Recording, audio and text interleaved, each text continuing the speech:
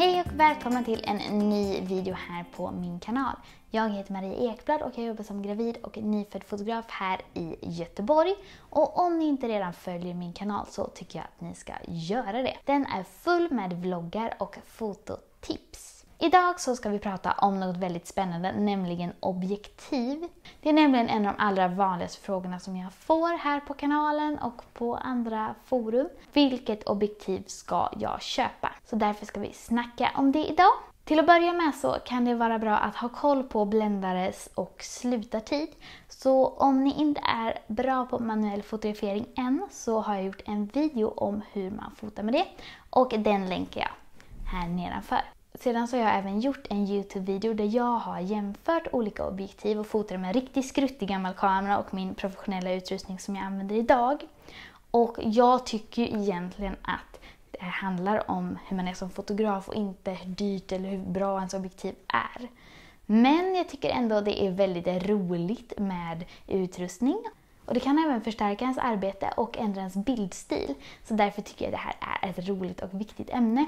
Vi kommer gå igenom lite olika saker i den här videon och vi kommer att börja med brännvidd. Brännvidden på objektivet påverkar hur mycket som du får med i bild när du fotar eller filmar. 50 mm brännvidd är normal optik och siffror som är under det, det vill säga 16, 10, 11 till ungefär 45-50 kallas för vidvinkel och då brukar man få med väldigt mycket in i bild. Siffror som är över 50, 55, 85, 90, 135, 200, det är teleobjektiv.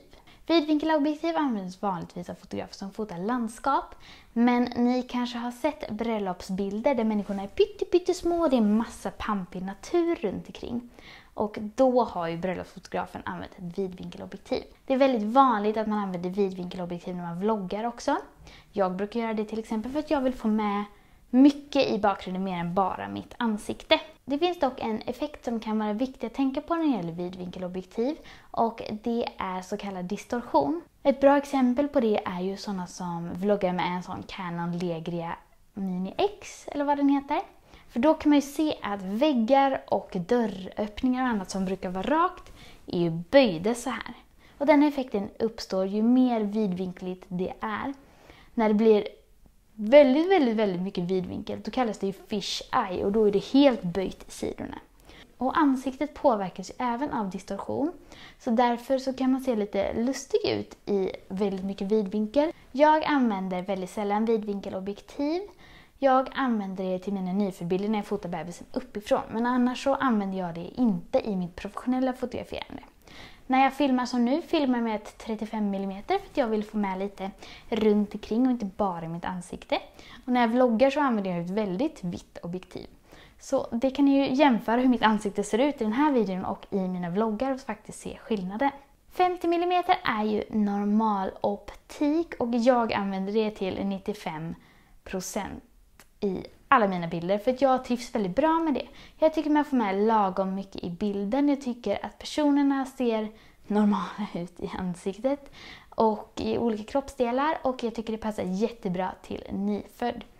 Teleobjektiv används ju ofta som porträttobjektiv då det ramar in en person väldigt fint.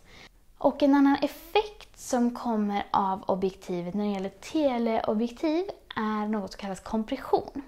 Det gör att även om man har samma bländare som på ett vidvinkelobjektiv så ser bakgrunden mer ihoptryckt ut. Och det förstärker även effekten av kort skärpedjup. Så på teleobjektiv så ser bakgrunden ännu mer blurrig och drömmig ut än vad den gör på ett vidvinkelobjektiv. Här kan ni se lite olika exempel på vidvinkel, normaloptik och teleobjektiv. Titta på bakgrunden och bakgrundsoskärpan och hur jag ser annorlunda ut i de olika objektiven.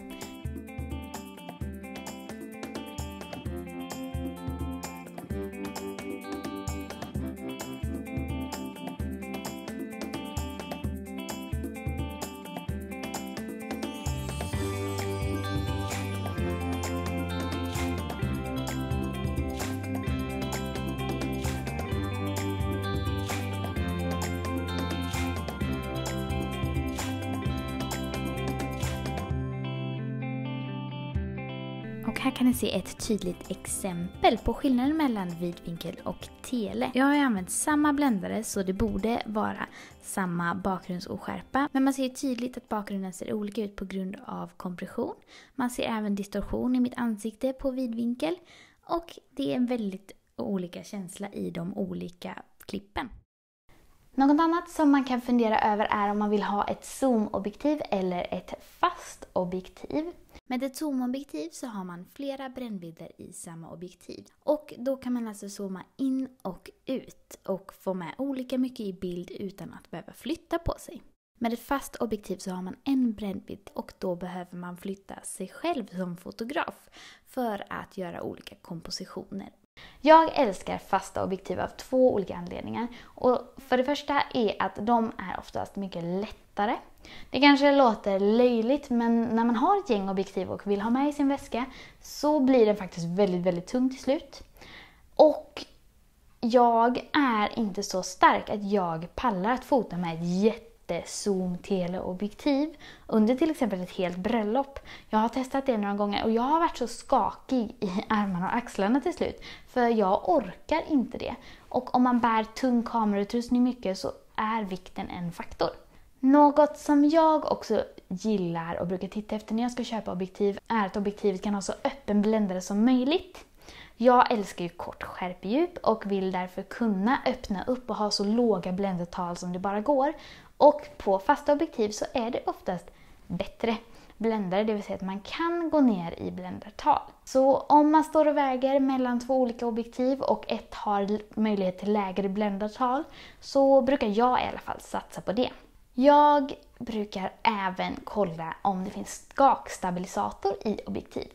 Jag tycker det är väldigt bra att ha, kanske framförallt när jag filmar, men även om man ska fota i lite dåligt ljus. För då kan man ofta pusha slutartiden och ha lite längre slutartid än vad man annars hade haft för att skakstabilisatorn kan rädda upp det.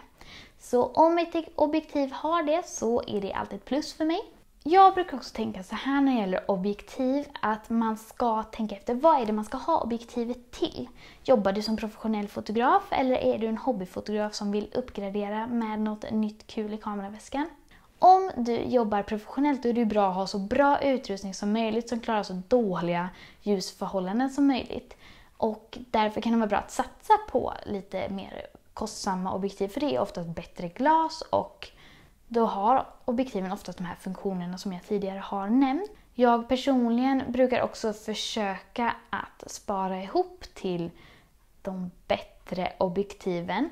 För jag vet att om jag köper någon billigare version när jag egentligen vill ha något av det andra, då kommer jag inte tycka det objektivet är lika kul när jag väl har det. Och när det gäller objektiv så lägger man ändå ganska mycket pengar även om man köper de billiga versionerna. Så om det finns ett alternativ att köpa något fort eller spara ihop till ett bättre, då har jag valt att spara. Till exempel så väntade jag i ett år med att köpa ett fast 85 mm för att jag ville ha den bästa versionen och visste att det skulle kännas futtigt att köpa den billiga. Till sist så vill jag även säga att det här med objektiv, det är verkligen en personlig smak. När jag skulle köpa ett av mina objektiv så hade det precis kommit ut ett av ett annat kameramärke. Och alla fotografer hyllade det här objektivet och tyckte det var så himla bra och tjatade på mig att det är det här du borde välja. Men jag kände att jag fotar med Canon och jag trivs så bra med det så jag ville liksom inte köpa det objektivet även om alla fotografer tyckte det var fantastiskt. Tester sa att det var skarpare än det objektivet jag ville ha. Men jag gick med min magkänsla och jag älskar de objektiven som jag har. Det finns också en viss känsla och smak och när man jobbar med något så mycket som man gör med sin kamera då tycker jag ändå att det ska kännas bra. Så följ magkänslan om det. Man måste inte köpa det alla andra har heller. Jag vill också tipsa om att man kan gå till kameraaffär och hyra objektiv om man vill prova och jämföra 2 olika för att ta reda på vad man själv tycker allra bäst om. Det var allt för den här gången. Jag hoppas att ni har lärt er någonting av den här videon och kommentera gärna nedan vilket som är era drömobjektiv eller vilket nästa objektiv som ni tänker köpa. Tack så mycket för att ni har tittat och ha det bra så länge så hörs vi igen i nästa video.